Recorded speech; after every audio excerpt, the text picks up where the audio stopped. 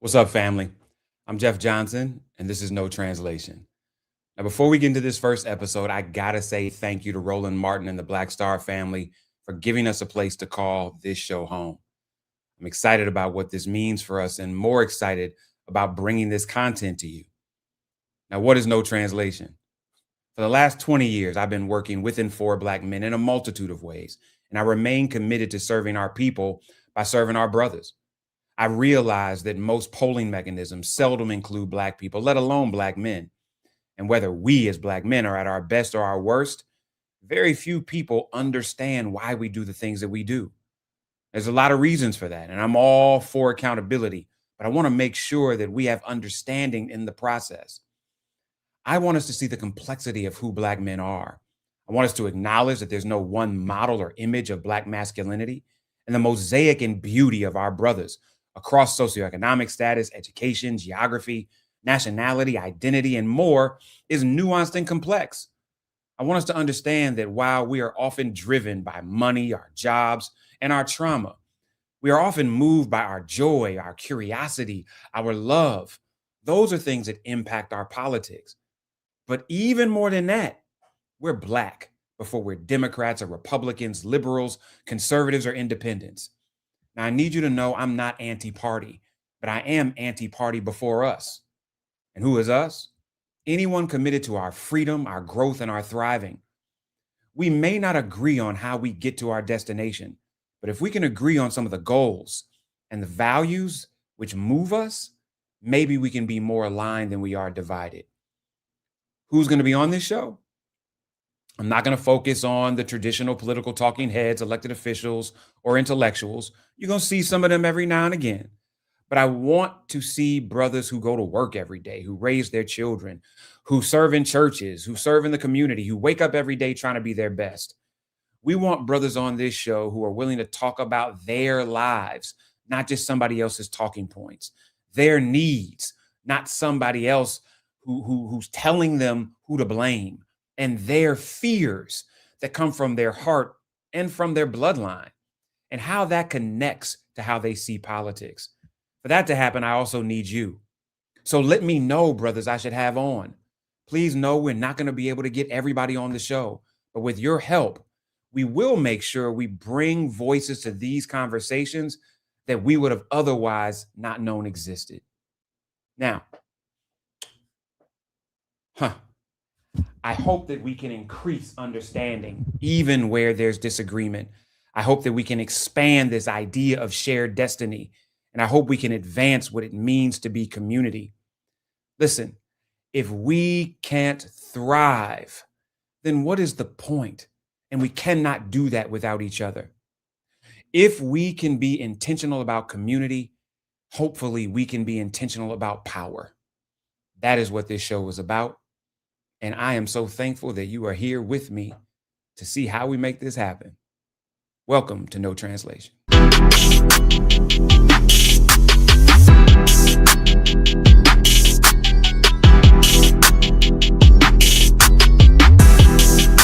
So y'all, every week on this show, we're going to do a segment called Beyond the Numbers. And here's why I'm calling it that. Because the numbers are where we start, but they are definitely not where we finish. I'm excited because this segment is going to be driven by the work of my brother, Terrence Woodbury, and his team at Hit Strategies. And I want you to know why. There's a lot of research out there. Well, maybe not a lot, but there's research out there about Black folks. Most of it treats us like a category, one line on somebody's crosstab. What Terrence and his team are doing, in my opinion, is more comprehensive than anybody else in the country when it comes to actually focusing on Black men, not as an afterthought, but as the subject. So they're going to be an ongoing partner on this show. Every week, they're going to hand us something, and we're going to look at it together. And my hope is that we can bring Terrence on to break down some of those numbers in the work. And if not, we're going to do that together. So let's look at what they have sent us. First thing, between 2020 and 2024, turnout in this country dropped. And the drop was not spread evenly. It was concentrated among voters of color. About 1.5 million fewer Black voters showed up in 2024 than 2020. Sit with that for a second. That is a swing. And when you look at where support for the Democratic nominee has fallen off the most since 2012. It's not even close. It's young men of color by far. Now, a lot of people have looked into that and told one story. Black men are out. I want to suggest something different, y'all. I want to ask a different question. And it's the question this whole show is based on. Did they leave, or did they stop being engaged, not being asked? Because here's the thing, this survey, 77% of young Black men said that they're likely to vote in 2026 midterms. For 2028, 81%. That's not a group that's checked out. That is not apathy. But what is it? I think we should look at what's underneath. Among young Black men in this study, 55% call themselves Democrat, 9% call themselves Republicans, and there are leaners on both sides of that. Now, when asked what kind of economic vision these young men wanted, young Black men were the most likely group in the whole study to say that they'd back a candidate moving towards socialism, 57 to 41%, more than white men, more than Latino men. So here's what I want you to hold. This is one group of men with wide range of political thinking inside of it. Big Democrat majority, a real conservative minority, and an economic politics further left than almost anybody, all in the same room. That is not a block. That's a spectrum. And anybody trying to move Black men, especially young Black men, who's working off one script is going to miss most of us and miss us by a lot. As we think about men 18 to 44, that's where I think it's really important. I mean, if you're trying to mobilize us, Black men, what their top issues are, and here's what keeps coming back. Obviously, jobs, the economy, inflation, taxes. Those are the top three. It's money. It's providing. These are the things that we get our affirmation from. They're the things that make us men in our own minds, in our community. And when you ask young Black men how they define success for themselves across every ideology, left, right, everywhere in between, the same thing comes back to the top. Providing for family, being financially independent, having a job that means something, emotional stability. So as I think about this, and here's the finding I put on a billboard. In this research across every issue they tested, there was not one issue that these young men saw elected Democrats leading the conversation on. Not one. So if you're in the business of mobilizing Black men, that's your assignment. It's not a turnout problem. It's a listening problem. And I'm not talking about Black men doing the listening. I'm talking about everybody else. These are the numbers we're going to keep coming back to.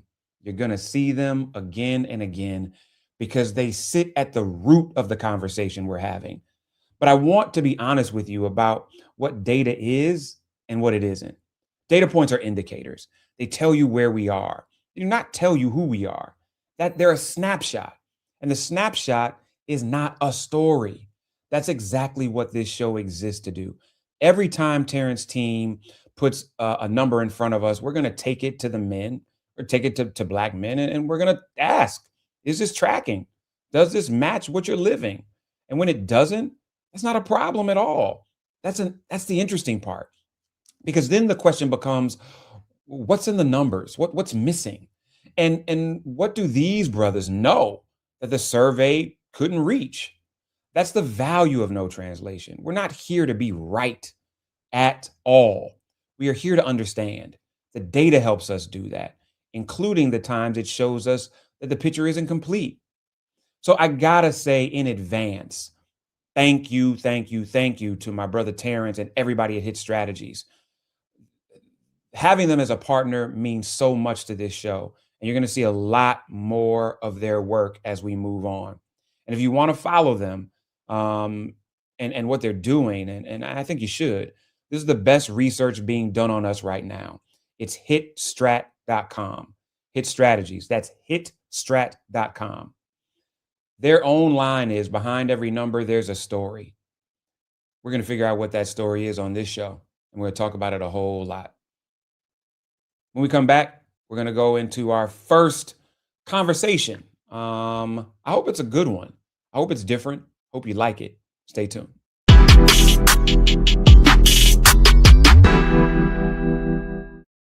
All right, folks, let me get personal for a second. My mom had questions about her Medicare, so she called Chapter, a Medicare advisory company, and she texted me right after saying it's a great benefit. It was easy. A real person walked her through the whole thing, and now she understands better what's going on. But it's not just her. A woman in Yonkers wrote in saying the process was so simple, the enrollment was easy, and she was so glad she called. Then there's Marilyn, 90 years old, in Florida, living on Social Security. Her premium climbed every single year north of $400 a month for coverage she could barely afford anymore. So what does she do? She called Chapter. They found her the same top-tier coverage for hundreds of dollars less. 90 years old, and finally somebody in her corner. I hear stories like that again and again from our community. The Medicare system was not built to work for you. Too much fine print, too many plans. Yet Chapter's advisors are independent and honest, the only Medicare advisors that compare every plan nationwide. They're focused on one thing, what actually works for you. If you're already in the right plan, they'll tell you. No games, and people who switched with Chapter saved an average of $1,100 a year. All it takes is 20 minutes. You talk to a real person, and it's completely free help. So call Chapter at 724-264-8281, 724-264-8281. That's Chapter. Hey, y'all, welcome back. I am incredibly excited to have you on No Translation, this first show of many. And as I thought about who I wanted one of my first guests to be, I wanted to bring somebody on who has had a commitment to our community, who has had a commitment to Black men, who has gone through his own and continues to go through his own evolution as a man and is comfortable enough to talk about it. But more than that, I wanted to bring on somebody who I trust. And there are very few brothers that I trust more than he. I'm not even going to belabor with a long introduction because you already know who he is. And if you don't, you got Google. So let me say what's up and welcome to No Translation, my dear brother and friend, Dr. Marc Lamont Hill. What's happening, brother? My It's man. Good to see you, man. So one, man, thank you for coming on.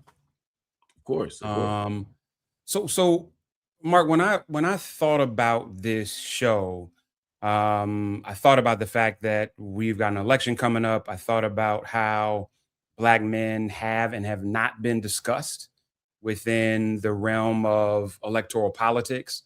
I thought about what I thought was a debacle in how Black men were discussed in the last presidential, and the lack of complexity that's connected to Black men voting before having a conversation about who Black men are.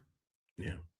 And so I'm curious, and the other piece that I think is important is that for me, I'm amazed at how long we have, and you and I are not young, even though we're not old yet, but we've watched enough of these local, state, and federal election cycles where we engage each other through the lens of employers, through the lens of slave masters, through the lens of somebody else's talking points and issues, and very seldom have we in this modern political time found a way to say, wait a minute, how do we drop all this, come together as Black folks, whether we agree or not, and actually have conversation about us before we start having conversations through the lens of other people? And so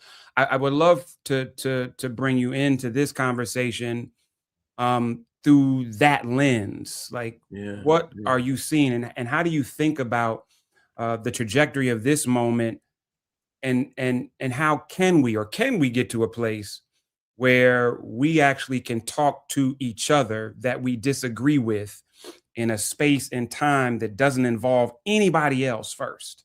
That's right. I think there's so many pieces to that great question.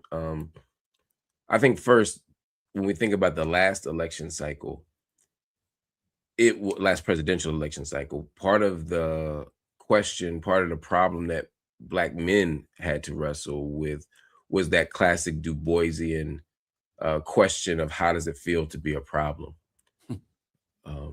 Black men are so often framed as problem, crisis, a thing to be solved, a thing to be contained, a thing to be confined, a thing to be protected from. Even within our own Black community, when we talk about, Black women are achieving up here, why aren't the brothers doing that? Black women are winning over here, why are Black men losing over there?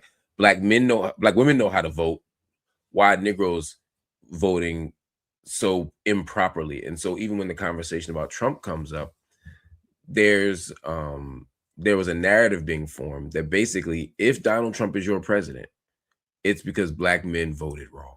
Black women are voting at in the 90s for Democrats, and in this case for Kamala Harris. Negroes are not. And any reason that the Black man isn't voting for Kamala Harris was presented as a sign of patriarchy, a sign of you can't handle a powerful woman, a sign of you can't think straight, you're obsessed with Donald Trump, et cetera, et cetera, et cetera. Now, some of that is true. There's some people who just don't want a Black woman to be president. Yes. There are some people who just didn't want a woman in charge. There were some people who their vision of freedom, their freedom dream is to be as unaccountable and as unrestrained as Donald Trump is. Our freedom dream is to be powerful white men, not to be free Black men. That's not untrue, but that ain't the whole story of Black men. That ain't the main story of Black men. And we never got to that because the whole debate stayed around this question of why aren't Black men voting right? Even when President Obama spoke up to Black men and about this issue, that's the only piece that he talked about. And so we're singing this one note for Black men. And there was no complexity. No complexity at all. No complexity at all. Here's what's interesting, Mark, and I probably, if I want peace, shouldn't even talk about this with you. But outside of, here are men who are just totally disengaged from the process. Here are men that just don't trust the process. Right. Here are men who trust themselves to do what they need to do, as opposed to even putting faith in anybody else. That's right. But the other thing that was never really discussed, Mark, was, here we go. Let me say this. I wrote a check for Kamala Harris in 1999 when she was running for Attorney General, district attorney in San Francisco. I was national youth director of the NAACP. I've had a relationship with Kamala. I actually like Kamala, and I voted for her. So I want to be clear about that. But I used to talk to the campaign and say, one of the things I think that's a problem is Kamala Harris doesn't have a narrative for Black men in her life. How do we expect Black men to be excited about her? She has a Howard narrative. She has an AKA narrative. She has a professional Black woman narrative. She has a badass prosecutor narrative. But she didn't have a narrative about Black men, about marrying one, about what they meant to her. And in many cases, when you're a prosecutor, there's an assumed narrative that often, especially with her, was unfair, but an assumed narrative that you want to pursue Black men from a criminal perspective. But there just wasn't a narrative of Black men where we got to hear her say what we meant to her. And I don't know why that was lost on some people. I think the argument they would make is Hillary Clinton didn't have one either. I'm not sure Barack Obama had a clear one either, other than him being one, et cetera, et cetera. I think you're right, by the way. I think, though, that they took the colorblind approach. I think that we don't have to do anything different approach. And maybe it is an unfair standard to which we're holding Kamala Harris. But I do think that there was something illegible about her candidacy and about her campaign with regard to Black men, from Black men, I'm saying. Now, for me, my issues with Kamala Harris didn't have anything to do with that. I had some disagreements around policy. But you know, and I felt like we had to make some pragmatic choices to keep, you know, the orange guy out of the White House. So for me, the conversation was a different one. But I understood why Black men felt like that. I understood what they were saying. I could hear what they were saying. But because we hung up on that other note, Yeah. no one could even hear the point you're making, which is we don't know where we fit into your life, not necessarily your personal life, or not exclusively your personal life, but also your broader vision of who we are and what the world could be. Because Black men are always disposable in public policy. We're always disposable in public campaigns. We're disposable in organizational structures. We're disposable at all these levels. So we have no reason to believe that even if we vote for you, our needs will be met. We have no reason to believe that our agenda will be advanced. It's not even clear what that agenda might be. Mm-hmm. And she made efforts to do so, She particularly did. in the campaign. I don't want to pretend that she was silent on the issue, Yeah. but it And I wasn't think that's loud the enough. challenge, Mark, because I think one of the dangerous things about having this conversation is because people don't really appreciate nuance. Right. And my bringing this up was less about what she didn't do and more about raising the understanding of why certain men reacted the way that they did. Right. Right. That's right. And that's what I'm interested in. And so Yeah. I hope those of you that are listening get that, like, this is not a post-mortem slap against her campaign. I actually think they tried to do some things. To be honest, without going down too far down the road, I think that there were some things they were stopped from doing as Oh, it I'm related sure. to speaking to our community. Oh, I'm But sure. but it really is this mosaic of why Black men weren't disconnected from Kamala, are disconnected from the political process. And then those who engage the political process, either through a lens of selfish or non-selfish individualism or straight up ignorance. That's exactly right.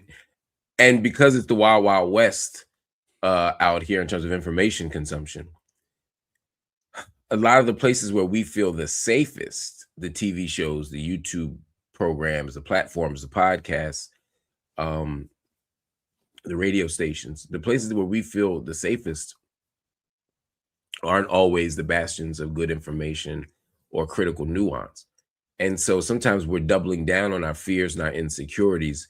We're expanding our inventory of ideas, but they're not necessarily always good ideas because there's so many places that are unsafe for Black men.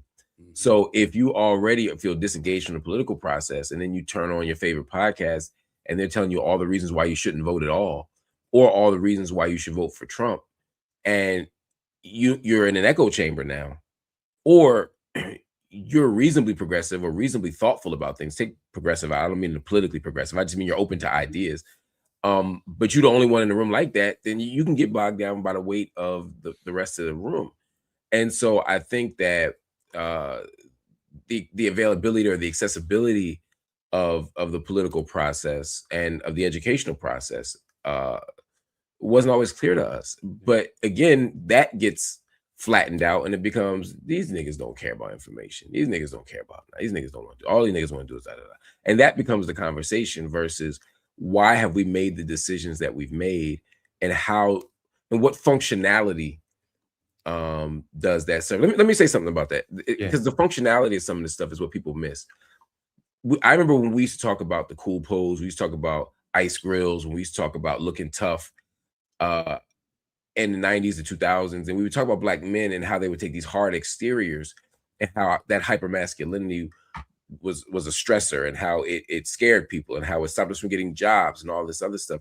But no one ever talked about the functionality of some of that hypermasculinity. Again, hypermasculinity is unhealthy and bad. I don't think I should have to say that, but I'm gonna say it.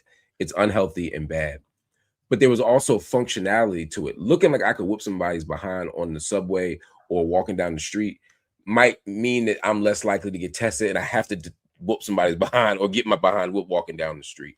Yeah. There was a functionality to some of these moves that we're making. Some of it was a protective gesture. Again, are there healthier ways to do that? Yeah, teach me some.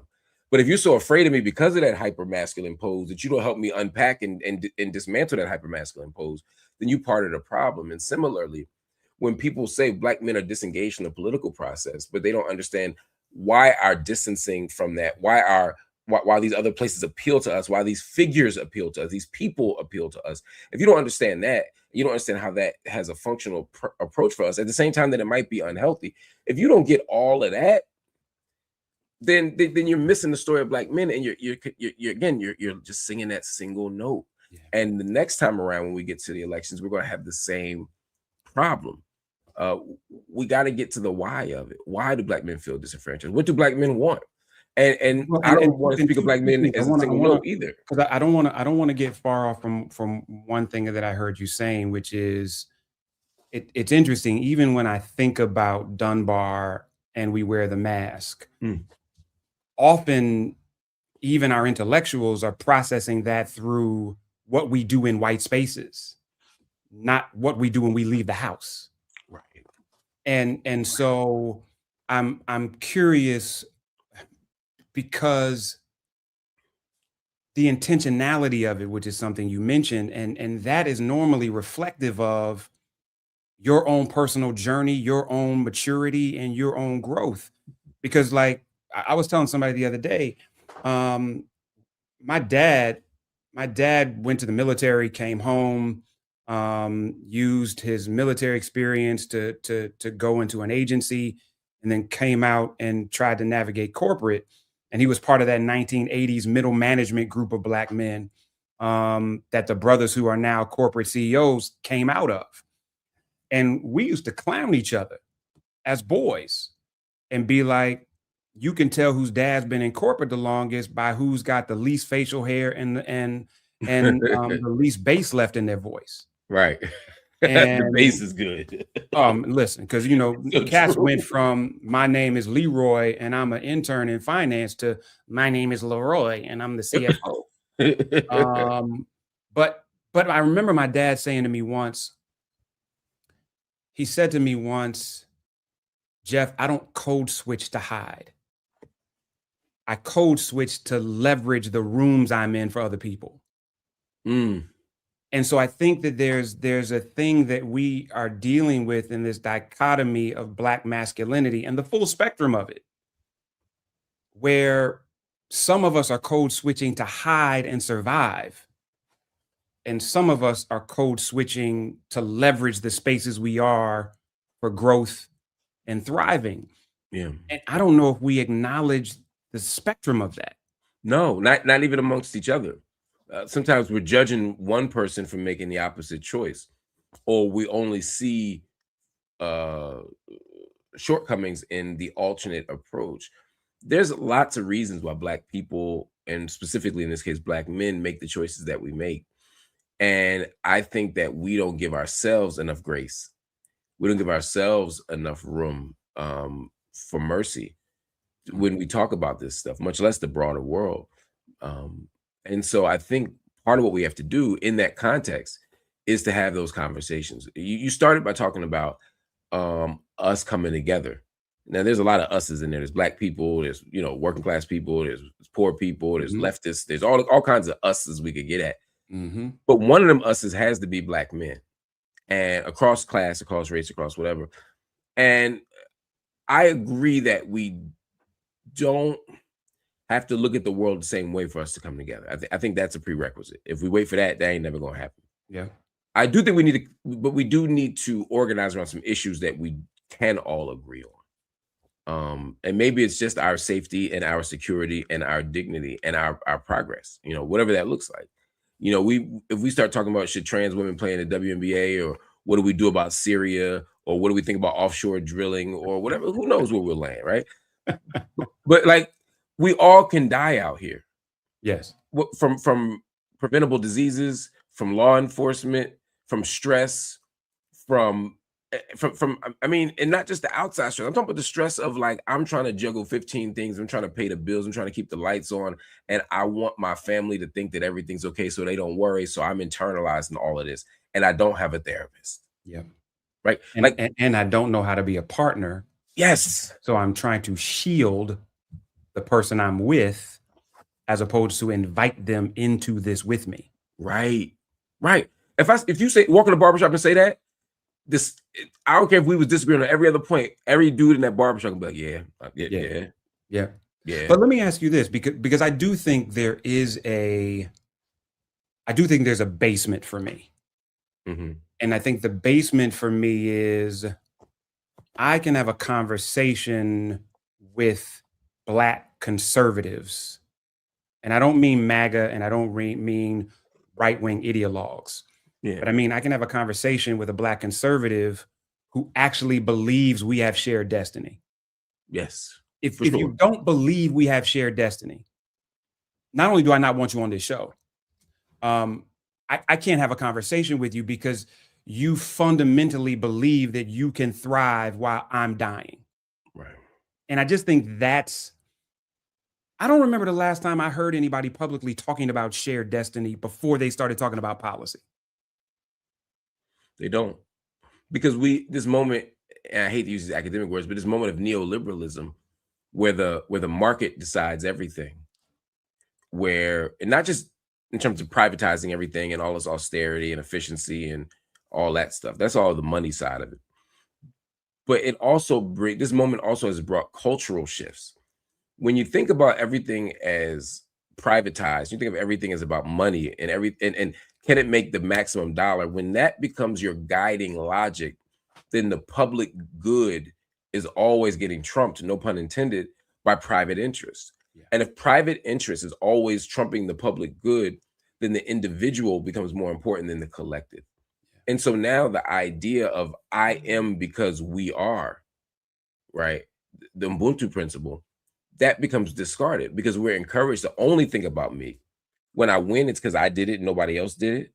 Yeah. And when I lose, you know what I mean? It's because I failed, not because I didn't get a fair shake, not because there's a structural problem, not because, there's no social safety net or welfare state, not because of any of these things. It's because I failed. And that's the logic that we start to develop. And so it's all about me all the time. And so shared destiny don't matter. Know if I think that's new for men, for Black men. I think that's right. I'll speak for men. I'll say men, but because we're talking about Black men, I think that post Reconstruction and this notion of when we think about moving into industrialization and what that meant by way of vocation, and that Black men were taught that their value was rooted in what they brought home. And as a result, there wasn't, even if you were a part of a union, you were still dealing with seniority within that union. And the reality was, what makes me a responsible man, let alone a responsible father, a responsible husband, is what I bring home. That's right. And that's always an individual process. That's right. I think the only difference, our sisters on the flip side have been conditioned communally. They have been encouraged and affirmed communally. And when we do that as men, it's as if we're operating in philanthropy as opposed to in values. And I don't know how you feel about that, but I think you're right. This neoliberalism or neo-capitalism is not, it fuels this psychosis as opposed to started it. Yeah, I think that's right. I think if anything, it normalizes it in the broader society. So I think you're right. I think we've always been forced to wrestle with that stuff.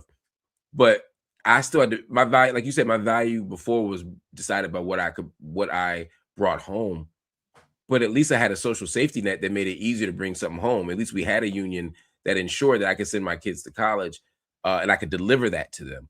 Yeah. Now, the individualism is still there, but all the social conditions that at least gave me a fighting chance with the psychosis are being stripped away. And now it's not just my own mind saying, damn, I failed as a man. It's all of society saying, if you're not rich, if your kids ain't college, if you ain't got 2.5 kids in the driveway in a car, it's because you failed. It's not the state's fault, it's yours. So I think you're right. It's everything's getting worsened by this moment, and it's happening faster than ever before. But it ain't new.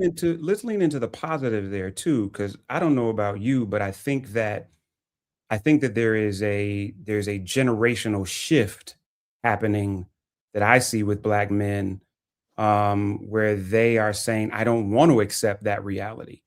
And so I think that you are seeing fathers that are choosing um, a good job versus a great one that are saying, wait a minute, I do have in mind what's enough because now I'm choosing between more and going to the flag football game or more and doing homework.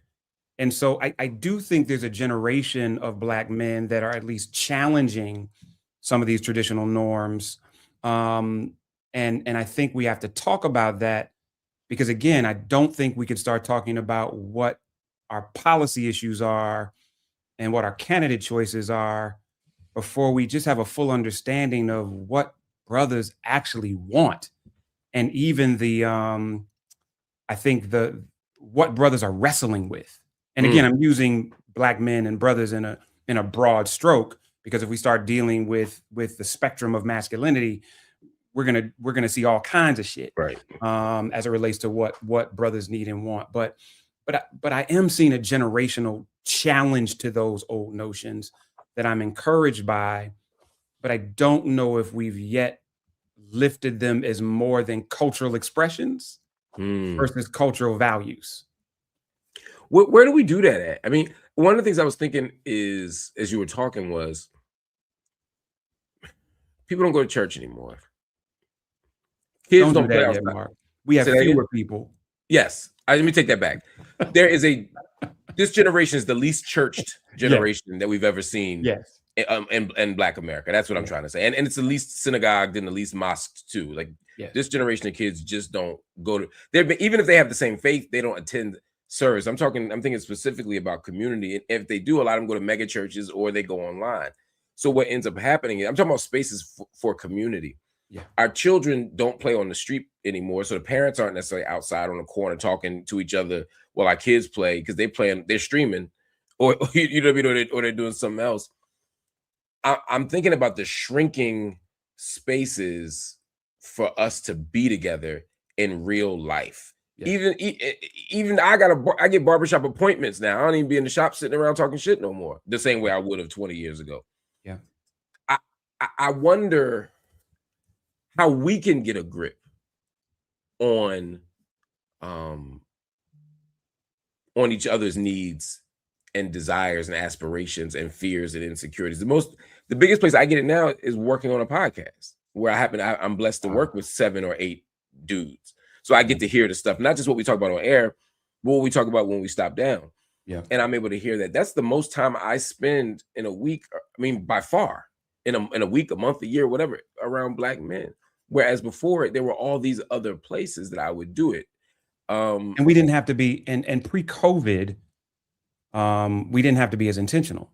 Right. So I don't know, Mark, if as men in particular who are less intentional about community than anybody else, if we've acknowledged the fact that COVID damaged a lot of community.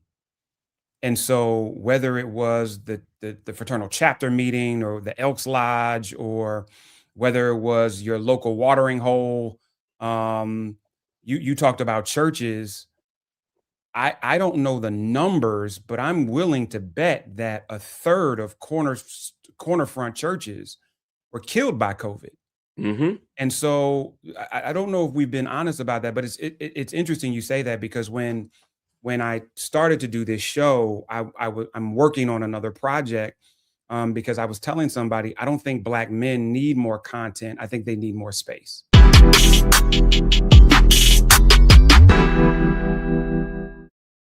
All right, folks, let me get personal for a second. My mom had questions about her Medicare, so she called Chapter, a Medicare advisory company, and she texted me right after saying it's a great benefit. It was easy. A real person walked her through the whole thing, and now she understands better what's going on. But it's not just her. A woman in Yonkers wrote in saying the process was so simple, the enrollment was easy, and she was so glad she called. Then there's Marilyn, 90 years old, in Florida, living on Social Security. Her premium climbed every single year north of $400 a month for coverage she could barely afford anymore. So what does she do? She called Chapter. They found her the same top-tier coverage for hundreds of dollars less. 90 years old, and finally somebody in her corner. I hear stories like that again and again from our community. The Medicare system was not built to work for you. Too much fine print, too many plans. Yet Chapter's advisors are independent and honest, the only Medicare advisors that compare every plan nationwide. They're focused on one thing, what actually works for you. If you're already in the right plan, they'll tell you. No games, and people who switched with Chapter saved an average of $1,100 a year. All it takes is 20 minutes. You talk to a real person, and it's completely free help. So call Chapter at 724-264-8281, 724-264-8281. That's Chapter. What's up, y'all? We are back on No Translation. I am so excited that y'all are joining me for this first show. One of the things that's important to me as we talk about understanding men is truly understanding where we are, some of the things that we deal with, why we're dealing with it. And for those of you that are constantly looking for accountability from Black men, this is not about making excuses for us. This is about really understanding our stuff. Our traumas, our issues, not as a way to let us off the hook, but as a way of seeing us and understanding us and hopefully encouraging accountability. And so even with voting, there was so much conversation around why did Black men not want to support Kamala Harris? And those of us that know the numbers know that the vast majority of Black men came out for Kamala Harris. And there were some that didn't turn out at all. There were some that voted for Trump because they were ignorant. There were some that voted for Trump because they believed that their money would be better. And there were some that voted for Trump for a bunch of other reasons. I was just so interested that we never had the conversation of men's psychology and what it was that they needed and wanted and how they show up in the electoral process. And so one of the things that I want to do on our show with some level of regularity is bring in brothers who are doing clinical work, in some cases doing social work, but who are engaging men on a regular basis and can speak from their perspective, not about every Black man, but can speak from their perspective about what they're hearing and seeing in the work that they're doing. And so I'm incredibly thankful to my brother, Quentin Jiles. He is from Houston, and he is running what I'm thinking is an incredibly exciting firm called Imago Dei Firm. And I was just excited the other day to see him online hiring Black clinicians as he's doing some of the work that he's doing. So to my new No Translation family, welcome my brother to the show. Brother Quentin, thanks for being with us, man. Yeah, thank you for having me. I'm really interested and ready for this conversation. So, man, can you tell us a little bit just about the work that you do and how you're showing up in Houston and other places with Black men? Yeah, well, I'm a therapist, psychotherapist here in Houston, Texas. And when I originally started some 2.5 years ago, my desire was to serve Black men. And the way in which my practice has shaped, I've been able to do that. I've been able to, help men across the city. But then somehow, somewhere, my interest level developed into serving couples because I do believe that relationships are the bedrock of our communities.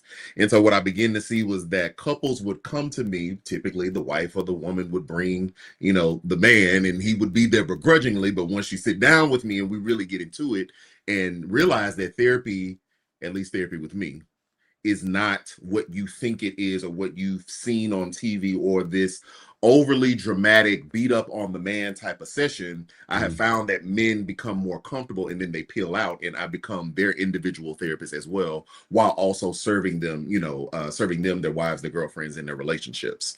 So I've been doing that for a couple of years, really, really passionate about it, really love seeing the transformative work that takes place from a man understanding his own emotions and feelings, because we too are human.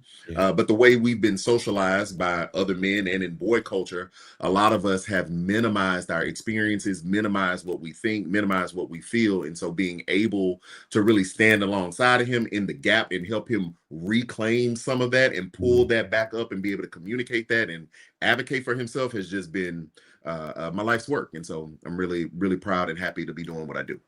Yeah, and we're gonna have to have another show about that work. Yeah. That's that's a whole Yeah. nother piece. Yeah. So, man, listen, in in the conversations that you've had, and again, I think you heard my introduction. I'm not looking for you to be able to speak for every black man. Right. That's impossible. But in general, as you're working with men and speaking with men, we saw data that showed that most black men in a poll that my brother Terrence Woodbury did was that in the 90th percentile, they care about money, they care Hmm. about their job, they care about access to healthcare, and they Hmm. care about being able to create a future that is better than the past. And Yeah. so much of that is rooted in safety and security. Hmm. And that's what every human wants. But can you talk a little bit about like what are some of the nuanced things you're hearing black men say about let's start with some of the things that they're concerned about, some of the things that they feel like are standing in the way of their Hmm. personal growth. Yeah. Well, that research hit it right on the head. That's what I'm experiencing and hearing from these men as well. Just that the economics of a man is very important to him, right? Money is very important. Money pays our bills. Money ensures we can eat. Money ensures that we have the transportation if you're in a city that you need to have one, like in Houston. Money also ensures that there's a certain safety net that you can be able to access in the event that something happens, so you can not only care for yourself and for your family. And so the economic situation just of the state of the country and then of the black man is very dire to him. And what I'm often hearing when sometimes some of these emotional, let's just say, arguments come up, or there is some disagreement with him and his woman, or he is having issues in society or issues, with the family. A lot of that has come from, not all, but a lot of it has Yeah. come from just this overwhelming burden of not having the economics that he feels that he needs. And I would go far beyond and saying not even just what he feels that he needs, that the data says that he needs in order to be, to thrive instead of just survive. That is a thing that's really hampering him and burdening him in such a way that is contributing to him not being able to move forward. What are you seeing too, man? Because one of the things that I'm hearing when I talk to brothers a lot is that we are actually defining ourselves by the bag. And Hmm. so as you're talking to men and working, is there Hmm. this dichotomy? Is there this conversation that we need to have that Hmm. money is real? You got to have it to Hmm. take care of your family. You got to Yeah. have it to be able to move to the next level. But the money you make, Hmm. whether it's down here or up here, is Yeah. not actually defining who you are. Yeah. Short answer, yes, that is a conversation we need to have. But I think we also need to understand why that would even be an ideology for a lot of men. Yeah. We live in a hyper capitalistic society. And, as much as I or maybe someone else may want to change that, the truth is that's where we are. And so money in this land rules the world. And so it is reinforced in our narrative, it's reinforced in our music. Not even just when I say our music, I don't even just mean black music, because Oh so yeah. often we look at, rappers and say, well, look what they're glorifying. I can listen to a country music song and they glorifying it just the same. It just sounds different. So Mhm. it's constantly being reinforced. So it makes sense why a man would believe that he is his money and his money is him. It's But I being do think there reinforced is a on lot of Tinder. work. Say again? I said it's being reinforced on Tinder. That too. Come on now. Come on now. Swipe left or right. And so I do think there's a conversation that needs to continue to be had, with men one on one and collectively, to show that to really understand the importance of money, to respect the value of money, because there is some respect we got to put on money's name, because again, it supplies access to our needs, but also to divorce himself from the ideology that he is his money and his money is him. Because the truth is, he's more than his money. The truth is, he's a person who people care about, who people love. The truth is, if he gets access to his own emotions and thoughts and feelings and stops minimizing himself, he can then live out the full human experience Mm. instead of this faux human experience that he has been socialized to live in. We're in a really interesting space in this time in history, and I think that we have seen not so much the rise, but I think we've seen so many things get out of the way of our sisters in a way that they've been able to thrive. And so, whether it's Mhm. Black women CEOs, whether it's the number of Black women that are at colleges and universities.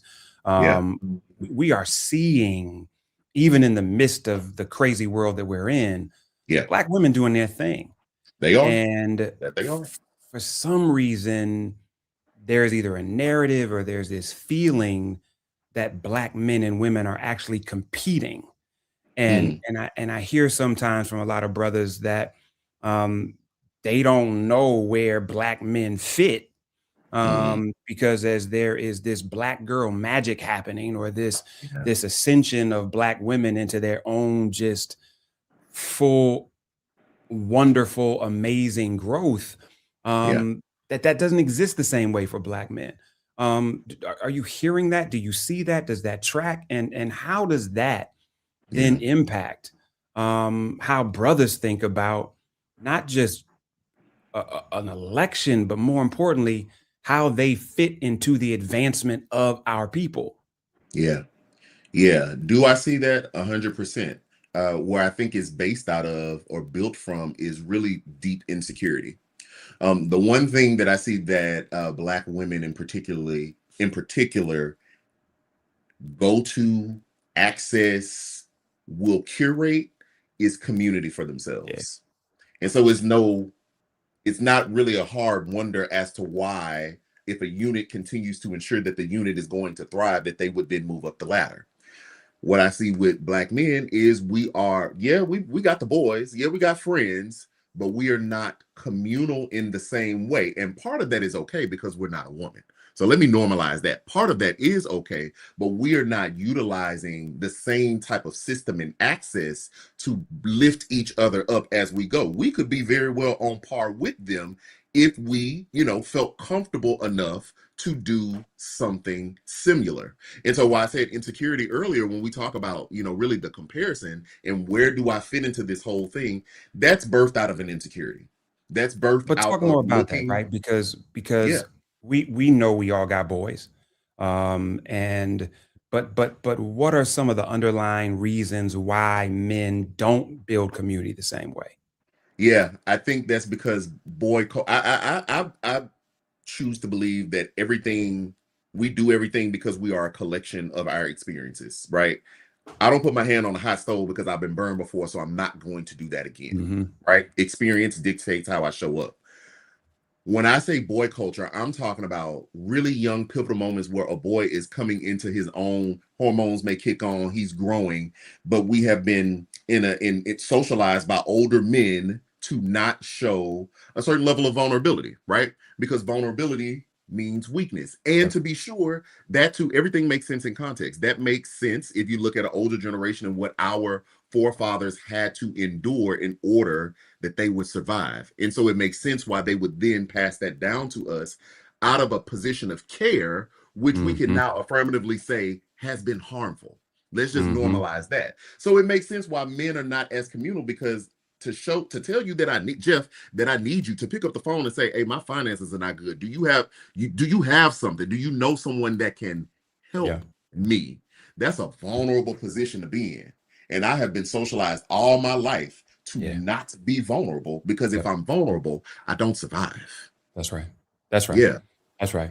And I think we're beginning to see differences, especially generationally, in that. Yeah.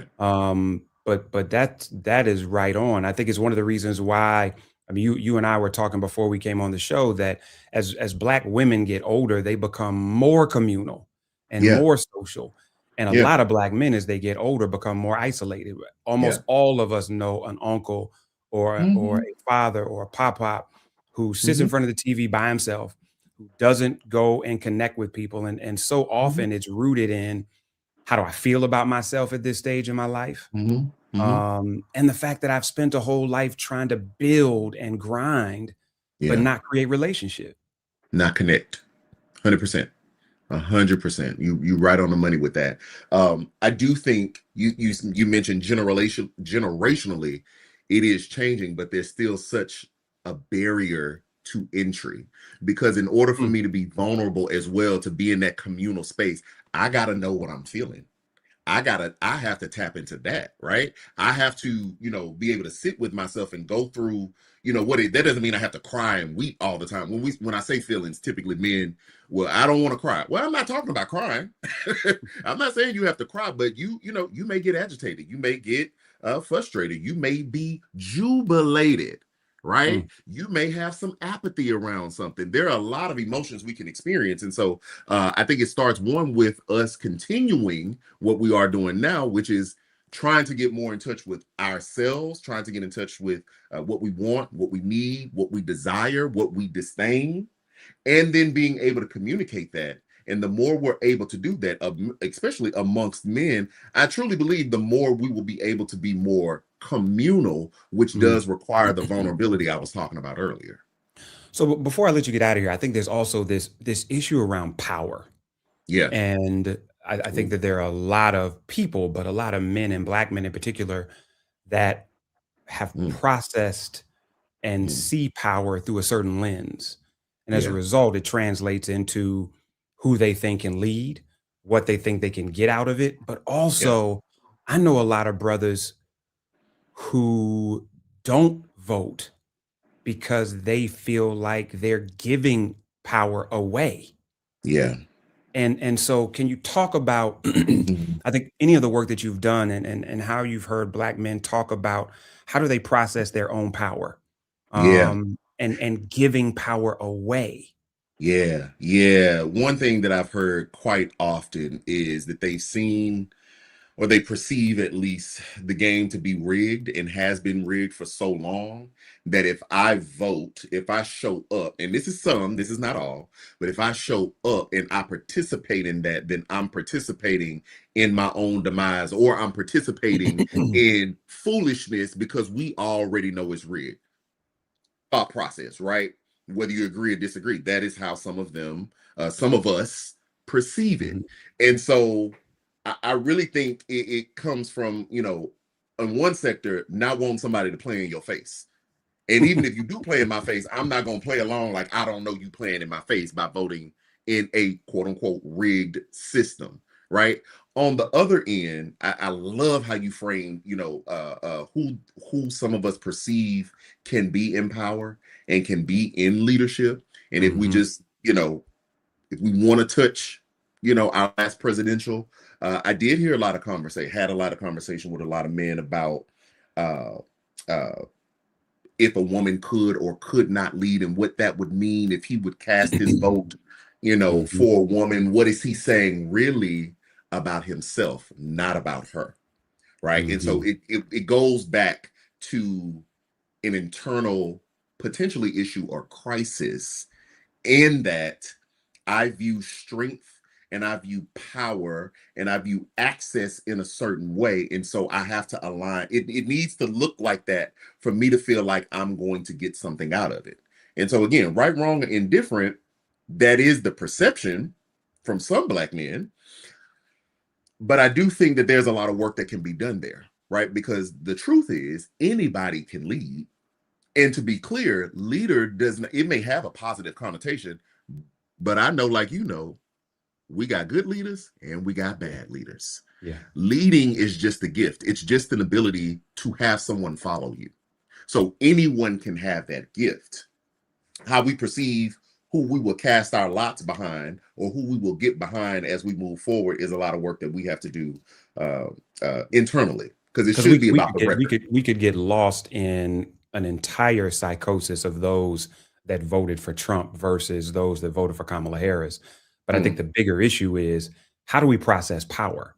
What are the things that we've learned that make us think power looks one way versus another way?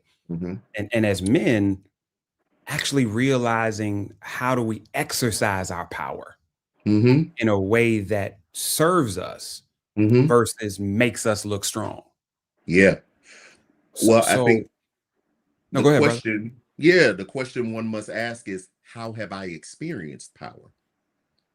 If I've experienced power, whoever the powerful figure was in my life, if I've experienced power in a way that was brutal and that was aggressive and that was dominant and that was forceful and that was unkind and that was unloving and that was unjust, I will then grow to have that as the image of what true power is and expect it. If I've not experienced anything differently, then I may not be able to perceive when I actually see power manifested in a different way. And then there's the other piece that I think that Black men are constantly dealing with when you have felt neutered and you have Mm, felt like your power has been taken away on a regular yeah, basis. yeah. There also is an overcompensation Hmm. of feeling like I have to have a express a power that is aggressive and Yeah. loud Hmm. in order to protect myself against Hmm. those still coming to take power from me.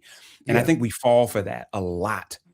within the political system, which is why partly why I wanted to do this show, because I'm tired of brothers, because we're only talking about men right now, but Yeah. I'm tired of Black folks that get power by getting a position or a title from somebody else Mm, and then coming into our space leveraging I'm a Democrat or I'm a Republican or I'm a liberal or I'm a socialist or I'm a conservative or I'm this, and now carrying somebody else's talking points mm. without saying, wait a minute, I'm Black before I'm any of that. Yeah. And the Yeah. power that I have is to actually prevent any of those things from Hmm. dividing me from my brothers and sisters where it's not necessary. Yeah. Um, and so, listen, Quinn, I'm just excited that you're willing to come on. I hope that you'll come on again. I hope that you'll Absolutely. plug us into your network Yeah. at Imago, and we can have some other brothers and sisters come in who are clinicians, because this piece is Mhm. critical. We don't want to be in a place where we're judging Black men before we understand them. Yeah. And for those of us that are hell bent on accountability, even accountability is easier to encourage when you understand why somebody made the decisions that they did. So Mhm. thank you, brother. Can you tell people where they can follow you, where they can find more information about the firm? Yeah. Yeah, 100%. Thank you for having me. You can find me on all social platforms at Quentin R. Jiles. You can even go to quentinrgiles.com to learn more about the practice within itself. So y'all, thank you. Thank you so much for continuing to stay with us. We got a whole lot more. We're excited about you being with us, and we hope this is something different for you. We're trying to give you something different than what we see on everybody else's show, especially as it relates to who we are, why we show up, why we do what we do, and how we can move together differently to create power. This is No Translation. Stay tuned. We're coming back with a little bit more.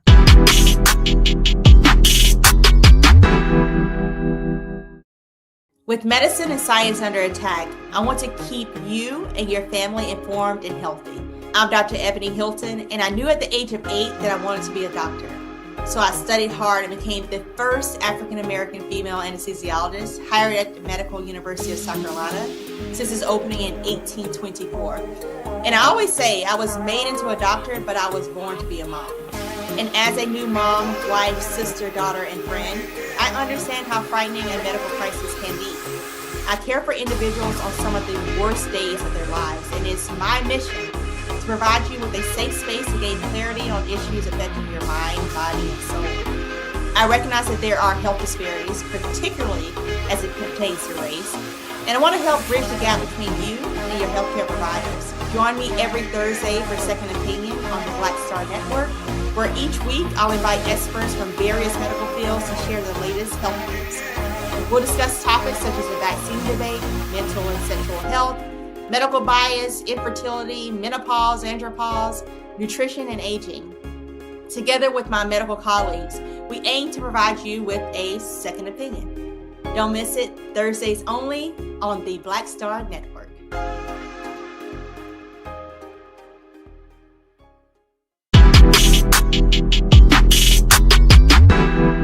And I think so much of Black men's gathering, because we're navigating so much stress, is just how do I escape the shit that's killing me Yes. and be in a place where ain't nobody asking me no damn questions. Right. Like literally. Yeah. I know brothers is like, how can I get to a place where ain't nobody asking me nothing? Yeah.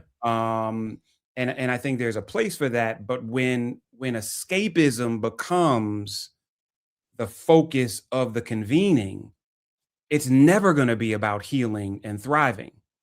It's going to be about surviving and a level of peace in struggle. Yeah. And That's so community. That's where the community comes in. Until you build actual community, which is why your space versus content point is so important. It's in the context of space that everything isn't transactional, right? If we're creating spaces to do stuff, and if it turns out to be content, that's fine. But content can't be the end. No. It has to be a means. I also struggle, Mark, if we're going to be honest, and again, talking about what Black men need, I struggle with content existing at all because unfortunately, from an identity perspective, I don't know if many of us are secure enough in who we are not to perform. Yeah. Yeah. And That's this is not where everybody. So, brother, if that's not you, I'm not talking about you. But I watch regularly from a content perspective where I don't see authentic conversation happen. I'm Nope. seeing brothers perform. Yep. And even when the content is like mental health leaning or positive, it's still often performance more than authenticity, because what's driving the success of the show or the content is not authentic conversation. No.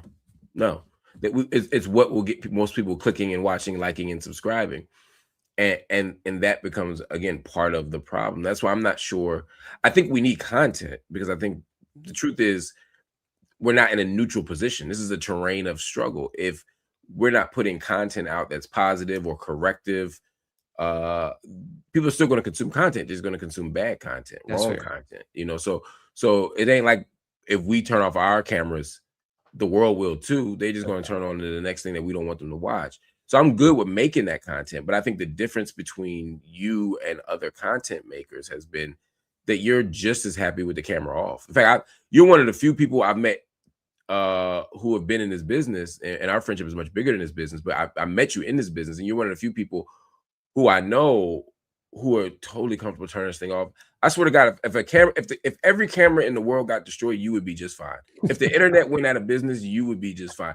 You don't need this. You don't desire this. Honestly, in ways sometimes I do. And I think that's why your life is more stable. Sometimes I think that's why you're in a healthier place a lot of times. And I say that to say the work you do in the world doesn't depend on content, and any content you do is in addition to the work you're willing to do and have always done on the ground, because even that work needs concentrated attention, because again, the economic conditions and the technological conditions shape the cultural reality.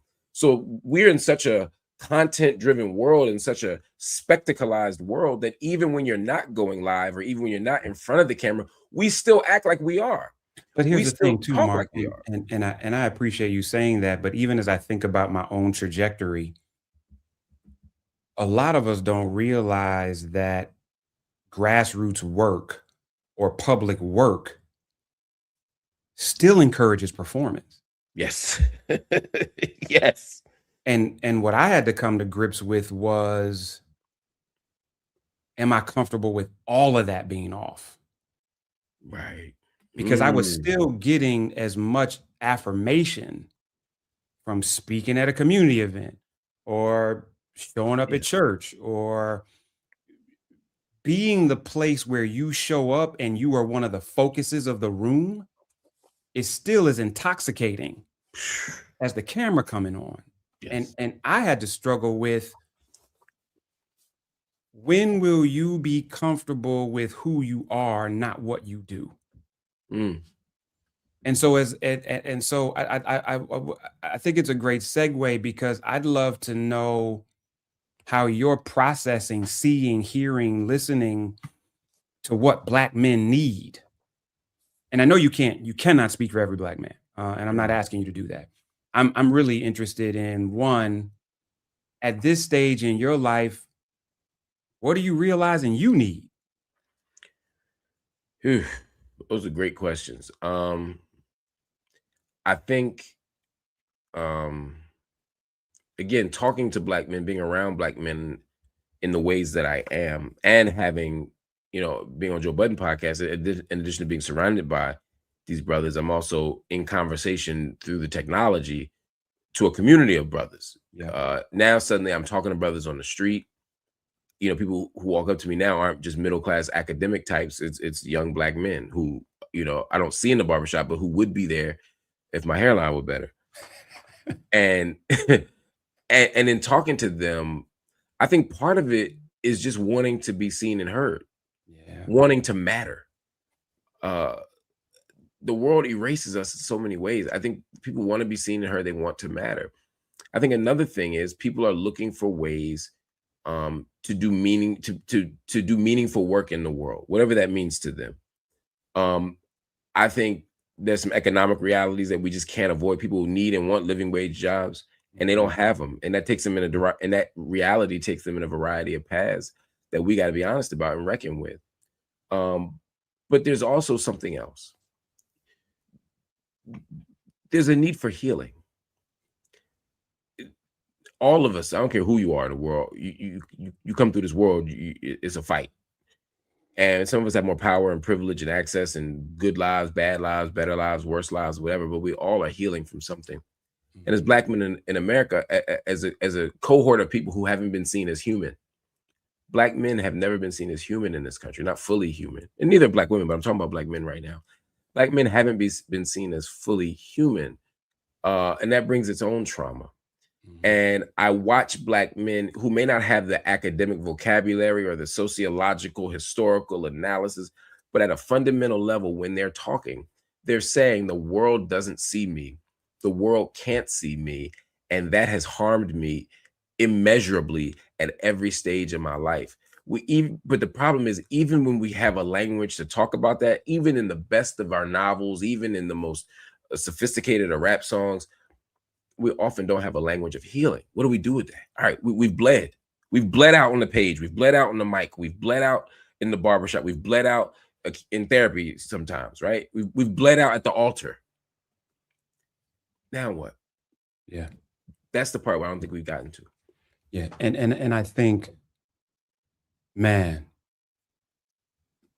because it's gone even a step deeper, Mark, because I think that we are operating in such a place of powerful fear that I know sisters who are looking for the men in their life. But because of that powerful fear, you're normally around a man who, even if he knows you love him, doesn't know how to show you himself. Because Black people, you mentioned this a second ago, and I didn't want to gloss over it, but Black people in particular, and I think this is why it's so painful, we are masterful at talking grace. We are horrible at giving grace. Yes. And I think what happens often is brothers have already told themselves they can't fail.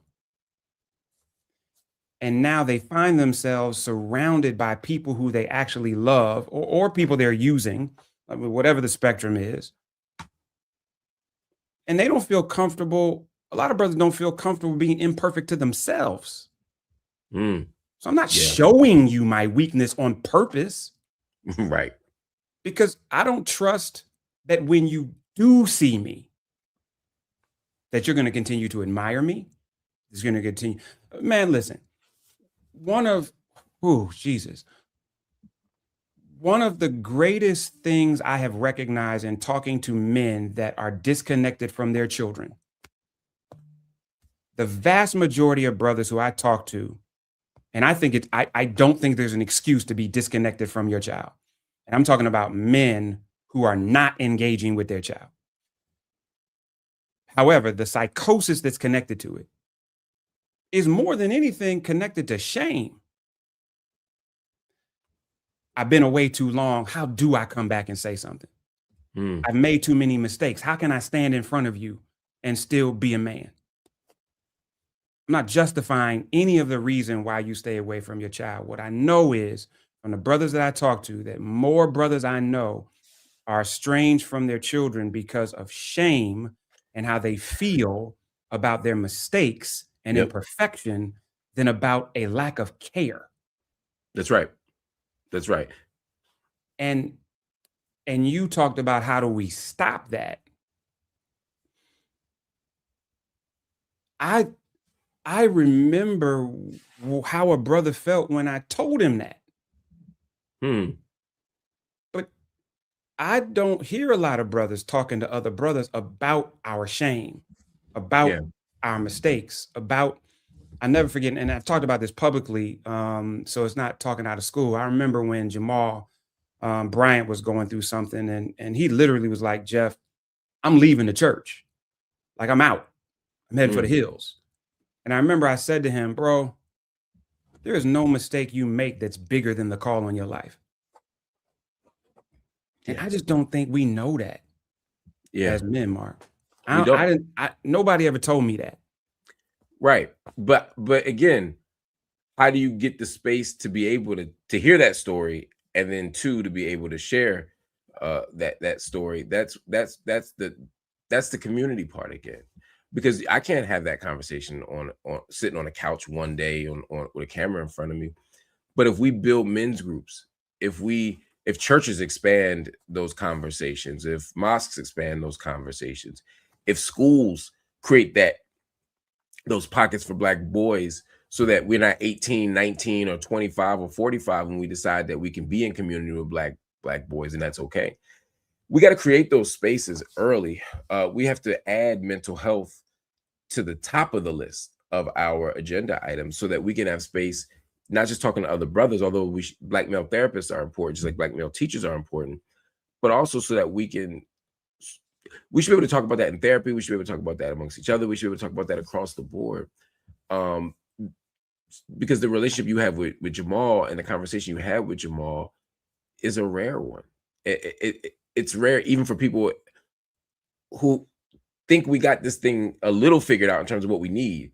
And even those of us who consider ourselves progressive in terms of not being totally constrained by masculinity in that way, we still struggle to find those relationships. I can't, there ain't 3 people in the world I can talk to about what you just said. Yeah. You one of them. And that's part of the work that I want to do and leaning into. Because before we start talking about the labels we accept, and I was going to go down that road, but I really, you and I can't have no conversation this short. But I would love for us to continue this conversation at another whenever point, you need. But the thing is, man, it's we find Mark, we find more power in other people's stuff.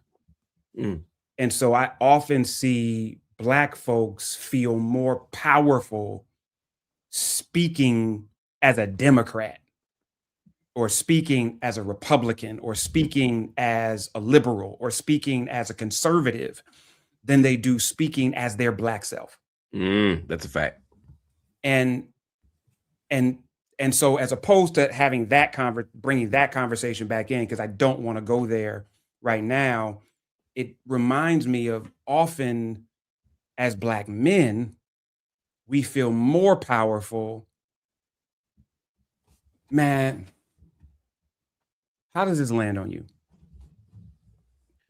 Almost every unhealed or Black man that's not on a healing journey that I know creates a superhero to protect themselves. And normally that superhero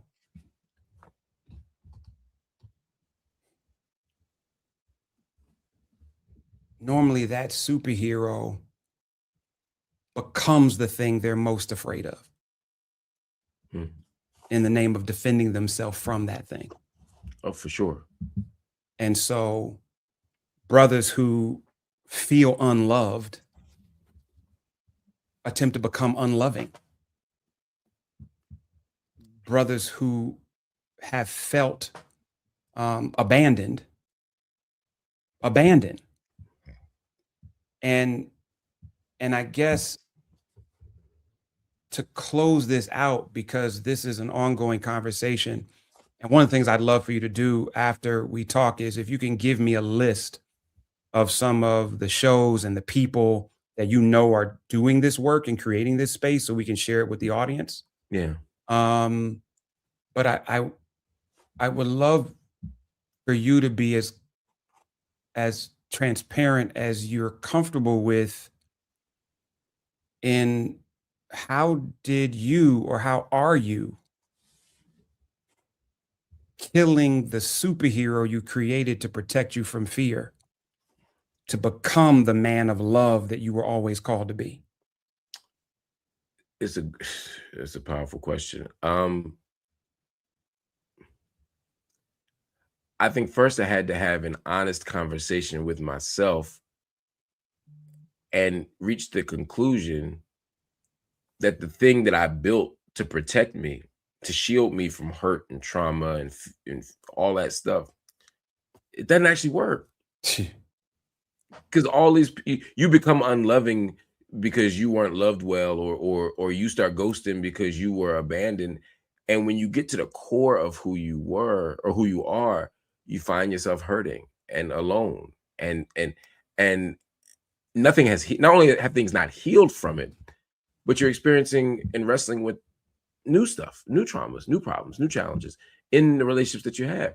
So it doesn't work. So you got to accept that plan A didn't work before you can even start to consider a plan B. And so for me, that's part of what it was. And I started to learn that in my 20s. I think I met you in my mid-20s, like 25, 26, at the peak of my foolishness. And so over the last, I can't believe we've known each other this long. Over the last 2 decades, I've tried to make, Kiese Layman wrote a wonderful book called Heavy that I think everybody should read, especially Black people. But one of the things he talks about is that the idea that we all deserve good love, healthy choices, and second chances. And I think that's where I land. I think at some point I realized that I deserved good love. I deserved to be loved well. I deserved to be cared for. I deserved to love myself. I deserved to see the beauty in my own face, and and in my own culture and in my own tradition. And in healthy relationships, I could see myself before being loved well and run from it because I didn't think I deserved it. But once you realize you do, that was a pivotal moment for me. And healthy choices, I kept choosing the unhealthy choice because, again, I thought I didn't deserve the healthy choice. And I think we can think about that structurally. We can think about that in terms of our kids deserving food, clothing, and shelter. But at the internal personal level, I had to realize that I didn't have to choose a bunch of hypersexuality. I didn't have to choose a bunch of alcohol. I didn't have to distract myself by wasting women's time. I didn't have to do any of that stuff. There were other ways to move in the world that were healthy choices that would produce good love. But the final piece of it was, when I messed up, I deserved grace. Yeah, I deserved mercy. I deserved accountability now. But but not at the expense of another chance.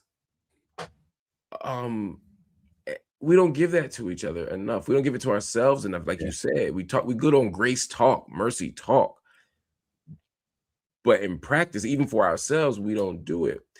And once I deserve that just got me on the track. And this is where the talking comes in.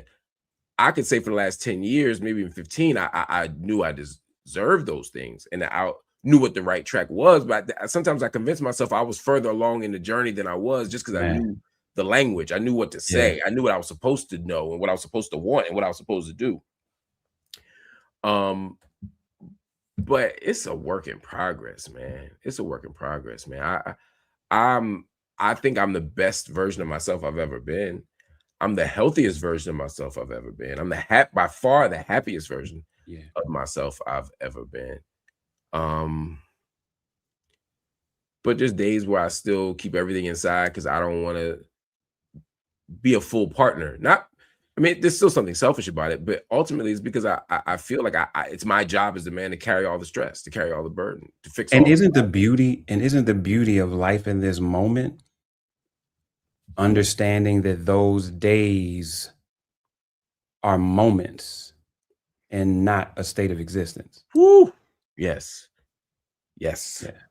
Yes. And that's real growth, because the moment you think every day is supposed to be a high vibration day where I'm a warrior of peace and Zen, means you still don't understand. Because there can't be peaks without valleys. That's right. And vice versa. Man, brother, listen, I appreciate you so much. For those of you that are watching this first episode and like, this ain't about politics, that's exactly right. Because for us, if we can't get to that part, if we can't get to the part of what we're discussing now, then the politics just becomes us being used by somebody else because we don't know how to leverage us. I realized that the things that I used to do that made me feel most strong were the things that make me the weakest. That's right. And when I opened myself up to the things that made me feel the most weak is when I became the most powerful. And so, brother, I appreciate you all. I appreciate you just for always being my brother. Same. I love this you, man. Stuff is just we're able to have these conversations because this is just who we are. That's right. And so we're going to share Marc's recommendations, some of my recommendations for spaces where brothers are building community and creating models for community, where brothers are talking about tools for healing, and whether it's from breathing exercises to therapy to communing with one another, and really reimagining what it means to be powerful. Because we're not talking about putting ourselves in a place of weakness to be destroyed by others because we feel. It's feeling so that we understand who we are, so that when we go to battle, we know who the hell we're battling and why. That's it. My brother, where can people follow you, man? Man, wherever. Just find my name, Marc Lamont Hill. I have a Patreon if you want to support that, Marc Lamont Hill. But really just, it's about the work, man. So just if the way my work can be useful, go find it. If not, there's a lot of people out here that can do that. But really support this network, support what Roland is doing, support what Jeff is doing. I mean, brothers coming together and doing good, beautiful, powerful, transformative work is what this thing is all about, man. My brother. Y'all, thank you. Man. We're going to be back with more No Translation. Stay tuned.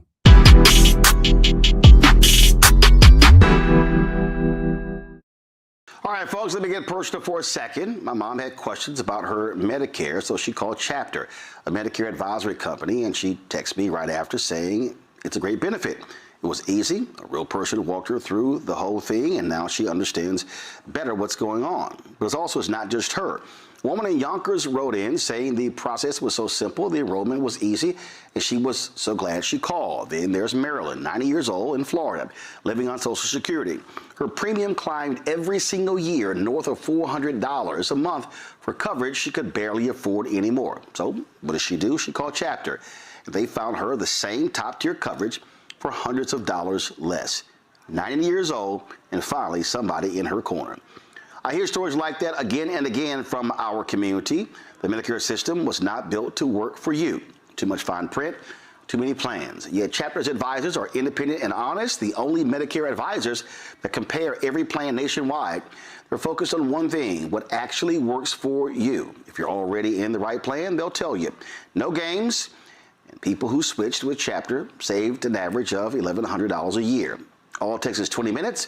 You talk to a real person, and it's completely free help. So call Chapter at 724-264-8281, 724-264-8281. That's Chapter. Because when you think about working with young people, whether it's in Northeast Portland or whether it's in East Cleveland or whether it's in East St. Louis, our babies are very clear about what they need if you're listening. And so I'm curious, when you think about these young brothers who you engage, whether it's through the school system, whether it's through just being in the community, when you think about young men, what are you hearing them say they need? Even if it's unsophisticated, right? Because a lot of times you got to really listen to our babies, because they're not going to use the same vernacular that a sociologist or an anthropologist uses. They gonna talk the way they talk, and sometimes you have to be able to translate in order to really know what it is. But what do you hear young men in particular saying that they need? A lot of not only support, and when I say support, I want to be very intentional. When I say support, meaning checking up on them constantly, not just once in a while. Like some of them are needing daily check-ins every single day. Like, hey, I just need somebody to tap in with me. I just need somebody to help me with my homework. I just need somebody to help me figure this out over here, right? And also too, experiences. They are fiending for experiences. A lot of our young men don't even know what it is outside of just their neighborhood radius. Me being one of them, I didn't know unless I was exposed to people showing me different ways on how the world and just how big the world is. And so experiences, they are feeding for experiences. So for me, for example, like when I had my class with young men, like I would just simply, we would like walk around the neighborhood and we would just walk and talk. And so like what that did was that gave the nature aspect. Some of them never even seen, like, man, Mr. Martin, I never noticed that this tree is this big like this. I never noticed that this was like this. I never noticed that, man, my auntie's house was actually on this corner. I remember my mom telling me, but I didn't know it was right. Like they making all of these sorts of connections to their family roots or to outside nature, or just being able, I've never been on the walk with the man.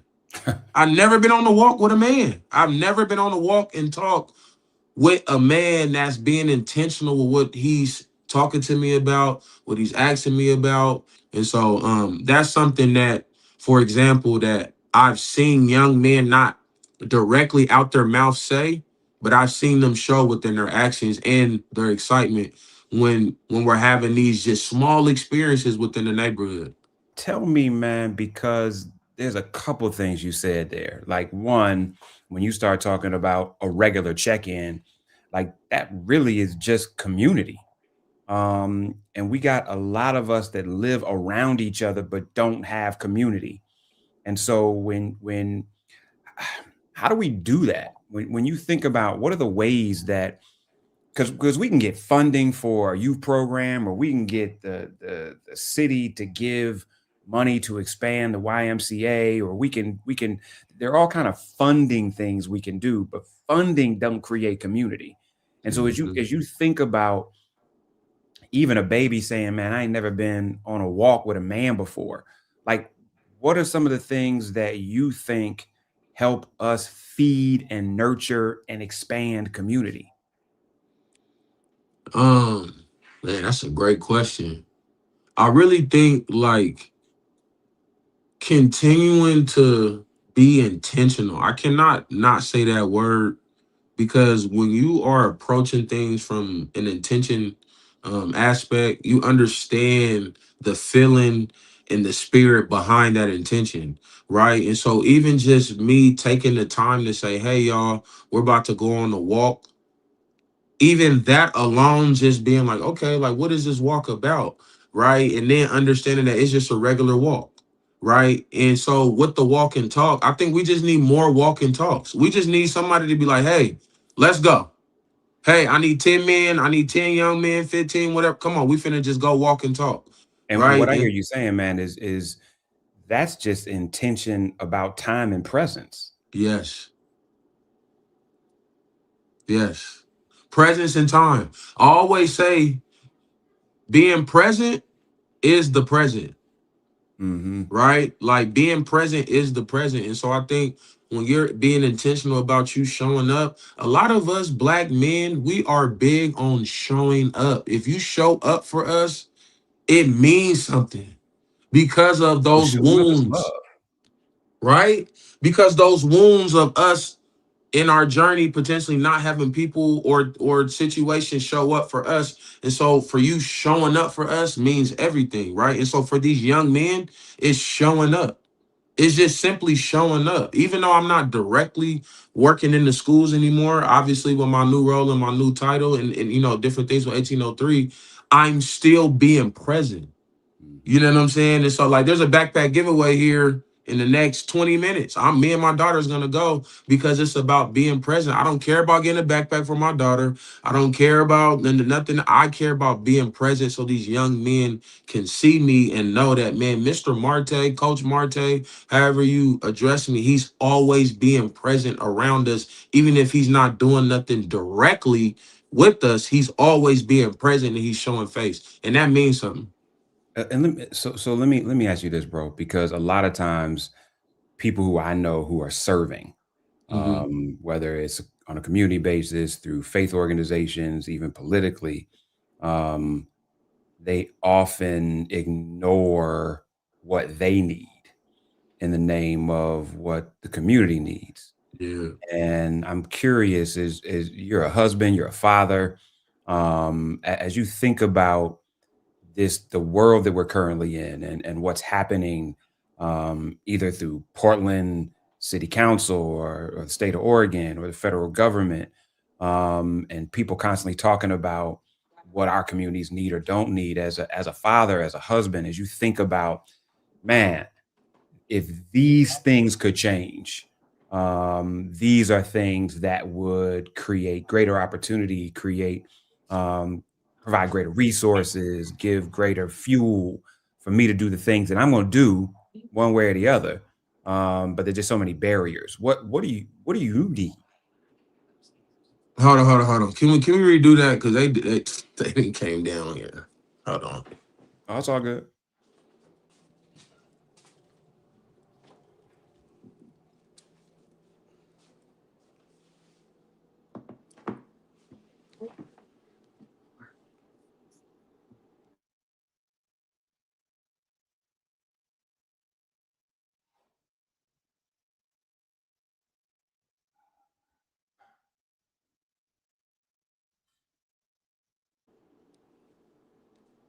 Give me like 1 minute. My Okay. fault, Jim. No, you good.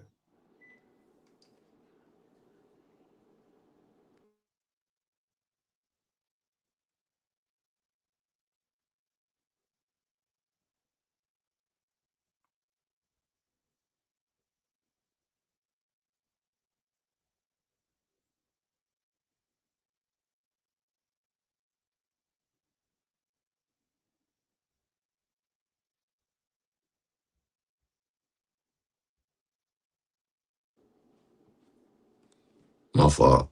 All No, you right. good. So your question was I'll start from the question. okay. Bet. So, Marte, listen, you're a husband, you're a father, and a lot of times we don't always acknowledge that people who are serving are people who are in need too. So, beyond what young men need, beyond what Northeast Portland needs, as you think about how you're walking out the call on your life and providing for your family and being a partner with your wife, like, what are the things that you need? It's a great question. uh, When's the last before time somebody asked you that? man, it's been a while, No, and right? that's the But thing, right? I mean, I yeah, think that as yeah, black men, listen, black women love us. And yes, any black man that says that black women don't love us, I know it's some that we've made it difficult for, but yeah, our sisters love us. yeah, But I think we often walk and move in a way where we either don't make it easy to ask us what we need, yeah, or we always say we got it in a way that people stop asking us what we need. And so I want to engage as many men as possible in saying, hold up, brother.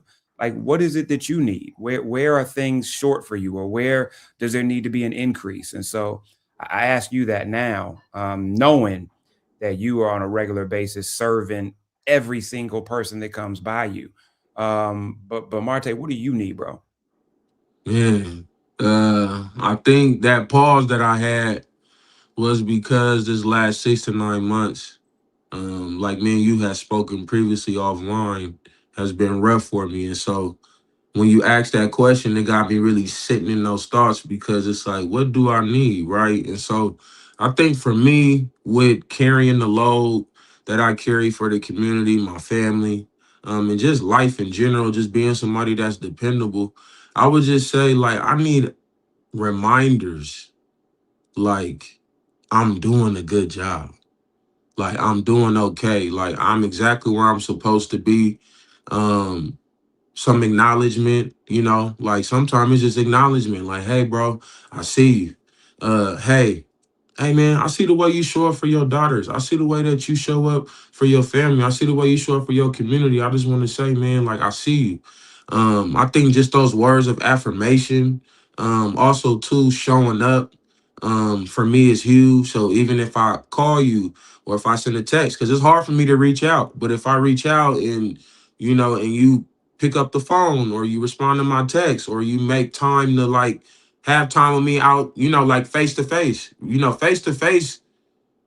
Face to face action is critical for me. So I would just say a lot of words of affirmation, encouragement, and also too, like face to face. Like, hey bro, let's go get lunch. Okay, so that's Yeah. that's literally crazy when you think about it, because you're not saying, the first thing you said was not, I need this bill, or I need this piece of legislation, or, or I need this new project. You were like, yo, I just want some people to see me. I just want some people to hear me. I just want some people to say, hey, bro, you're doing okay. And I think there's a lot of brothers that feel that way. And what it also says is that sometimes we keep, it's not to say that, there aren't things we need politically. We absolutely do. And it's not to say that we shouldn't be advocating for policies that protect us and create opportunity and advance things for us. But you said it once earlier, which is, these babies just want time and presence. And then you just said, bro, all I need is, yo, Marte, good job. I see you. I feel you. And that's community.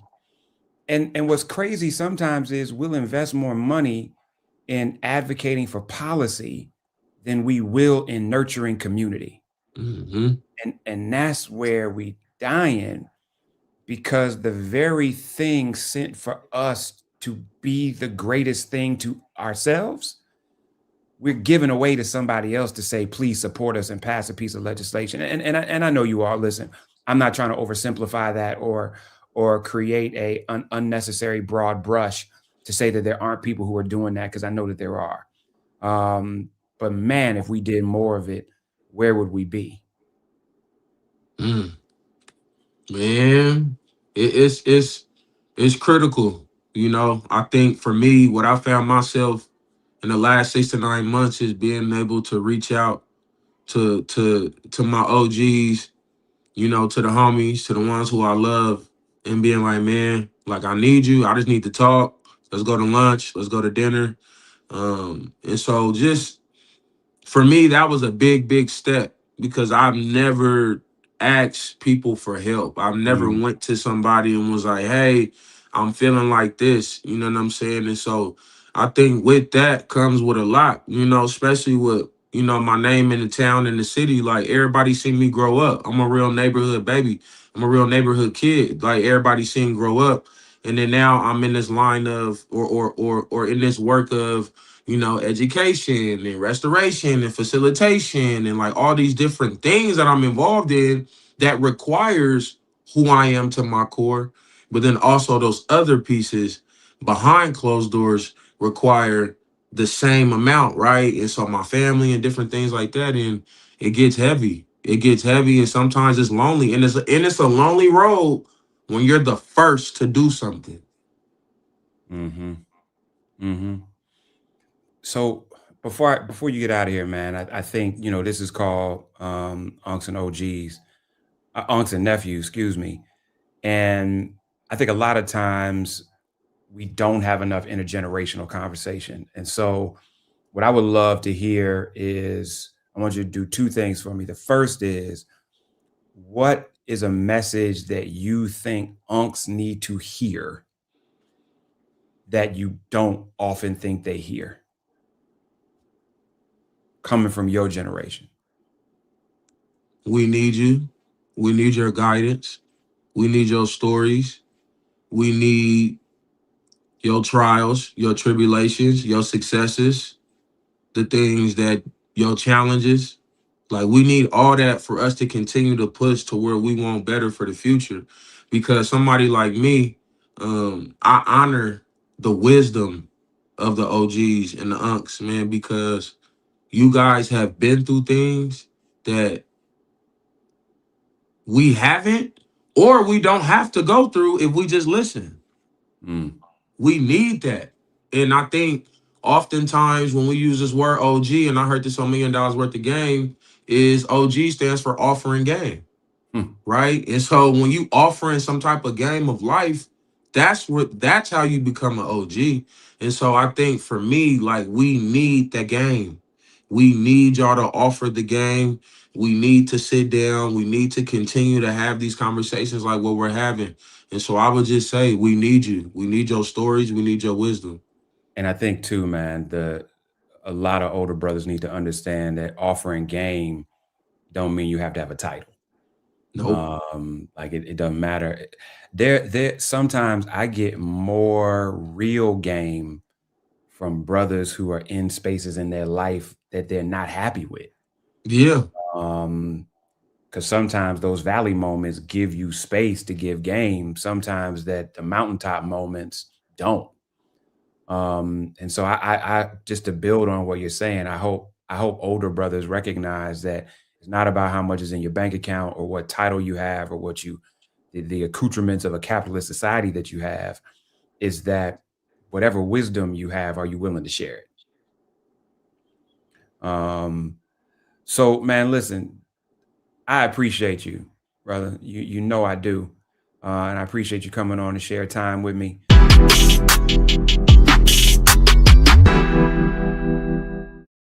All right, folks, let me get personal for a second. My mom had questions about her Medicare, so she called Chapter, a Medicare advisory company, and she texted me right after saying it's a great benefit. It was easy. A real person walked her through the whole thing, and now she understands better what's going on. But it's not just her. A woman in Yonkers wrote in saying the process was so simple, the enrollment was easy, and she was so glad she called. Then there's Marilyn, 90 years old, in Florida, living on Social Security. Her premium climbed every single year north of $400 a month for coverage she could barely afford anymore. So what does she do? She called Chapter.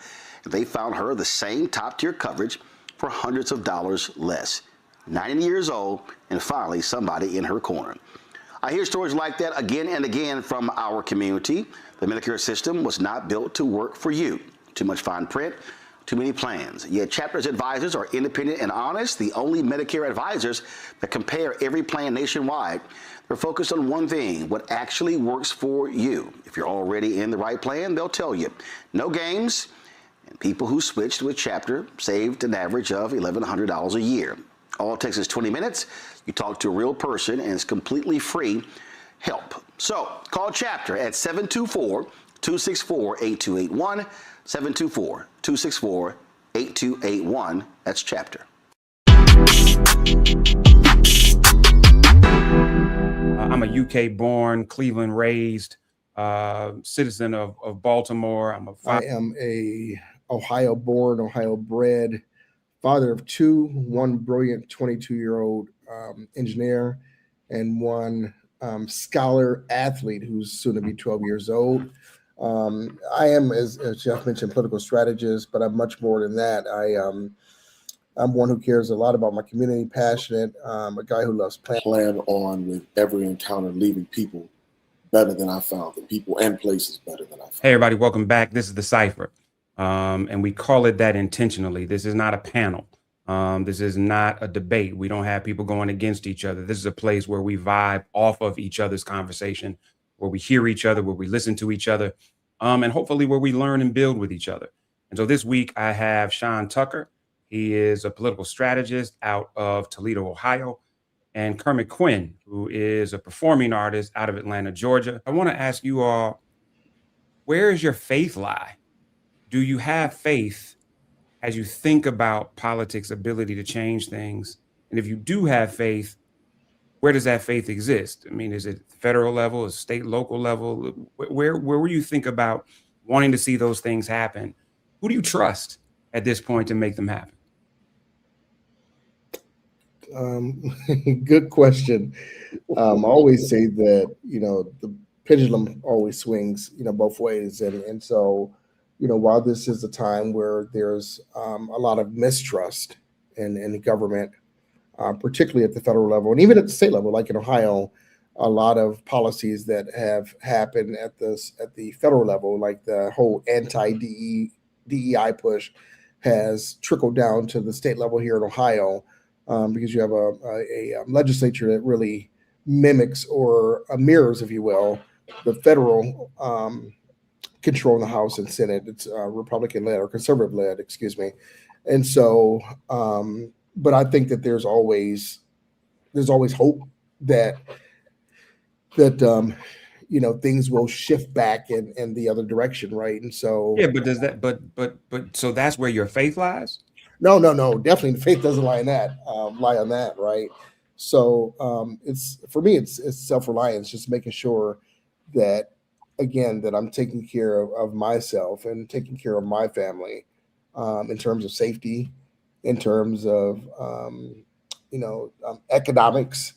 So no, I don't think we should ever consider relying or having faith in any forms of government, if you will, to make sure that all our needs are met. I mean, that's upon me as a man of my household and father of two.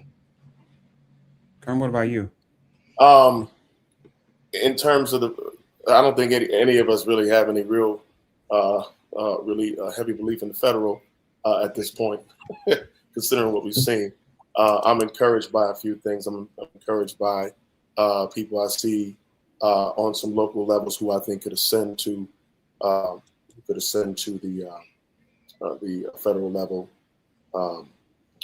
Obviously, Mayor Brandon Scott being one of those people.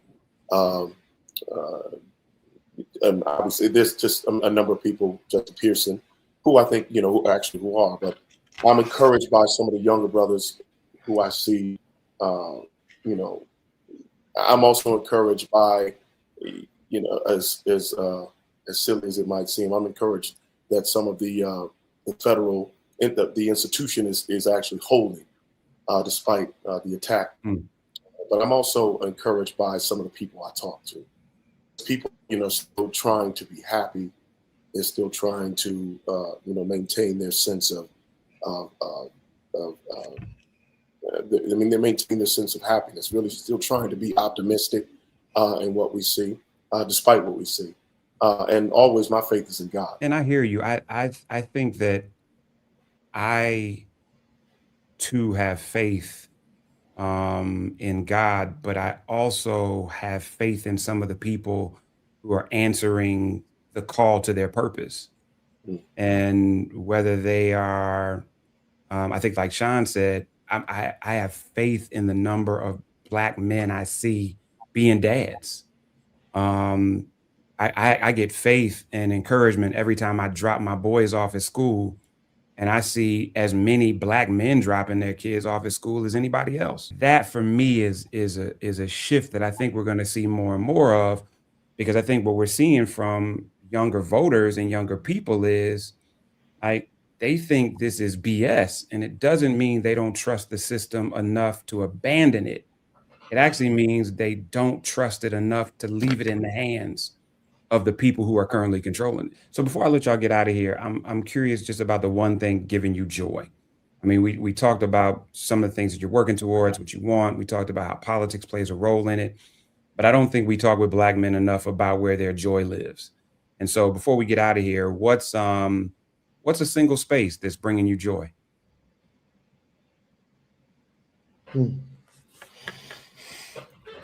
Wow. Damn, that hard? No. It's not that hard. I think that this year, as you both know, me making a transition back to my hometown over the past year has really given me joy because it's given me a chance to, as a matter of fact, my son's here now, giving me a chance to see him every day. And so that's given me joy. What's also given me joy is for me to work in a space where I understand how to be at the top of my game, right? And what I mean by that, as I mentioned in my intro, just the whole neurodivergency thing, making sure that through therapy and meds and things like that, it's like, a cloud or curtains have been, lifted from over my eyes. And so it allows me to work in a scary fashion or operate at 110% as opposed to maybe 50%. And that gives me joy and that gives me hope. Excuse me. And it just allows me to be my best. And when I'm my best for myself, I'm my best for my children, and I'm my best for the community as well. Man, and I just appreciate the ease with which you're willing to talk about your own neurodivergency, not as a badge of honor or even as an overwhelming thing, but just as your truth, and what you've done. Man, I love if you up to it, man, get Theo on camera while Kerm is giving his Yeah. closing, because I need to ask Theo something. Kerm, what's bringing you joy? What gives me joy rather is this. Is talking to my brothers and talking to people who don't live up to the stereotypes. And like when I hear people talk about that, I have living examples of how silly that is. So I'm confused when I hear that sometimes. I'm not really, but I do understand. But what gives me joy is you brothers, man, is knowing that I can call on you, knowing that I can talk to you. We can talk about whatever. Most of the time it ain't about nothing. We're just talking. And knowing that, looking forward to a better future. And that's not something I'm saying, man. Really looking forward to what's coming, being excited about what's on the horizon. Not the bad stuff, the good stuff. So one of the things that brings me joy is our kids. Yeah. And so Theo, lean in, man, because listen, what's up, man? How are you? What's happening to you? So Theo, can I ask you one question? Yes, sir. What is the thing that you love most about your dad? The thing that I love most about him is that he gives his all for my sister Kennedy and me. He puts his neck out for us. He'll do anything to help us or defend us. Man, and this was not scripted. Theo, man, I love you, bro. I'm so excited for your beginning in football, for the new year that's about to start. But I think what this show is about and what I'm most excited about, Sean, is you and Theo and how you all are tapped in and listening to your son talk about you, with the same level of excitement that you talk about him. That's what love is, man. And so we're going to end on that, because that's really why this show is being started, because at the end of the day, we can't talk more about politics than we do about how much we need each other. And this is an example of that. So Kerm, Sean, and Theo, thank y'all for being a part of this first show. You all, this is the end of our first episode. No Translation was created as a love letter to Black men, that we would be able to understand our brothers before we talk about why we turn out to the polls. And so thank you to Sean and Kermit. Thank you to my brother, Marc Lamont Hill. Thank you again to Jamartae. But more importantly, thank you to you for being willing to watch this show and hopefully support this show. This close is normally going to be a time where I celebrate an organization or a brother who's doing amazing work in our community for Black men and for us. But right now it is a request. What's going to make this show great is that we're able to show and highlight as many voices of as many different brothers as possible. And the only way I can do that is with you. I won't be able to get every brother on, but let me know who we should be talking to. The only thing I ask is that, number one, you can speak to the work that they do. not just the opinion that they have, and that they're willing to speak from their own perspective about their needs, their concerns, their aspirations, their joys, the things that come into play and frame their politic. And last but not least, because it's the most important, is that they love Black folks. I don't care if you're a conservative or a liberal or anything in between. I can't have you on if you hate Black people. And I can't have you on if you don't understand at least a little bit the notion of shared destiny, because none of us can thrive while others of us are dying. That's what this is about. That's what No Translation is about. So let me know. Hit me at Jeff's Nation on IG. And let me know the brothers that we should be looking out for. We're going to reach out to as many as we can, and we're going to feature as many voices as possible. Until the next time, thanks for joining. And above all else, be good to each other, because we truly do need each other to thrive. Take care.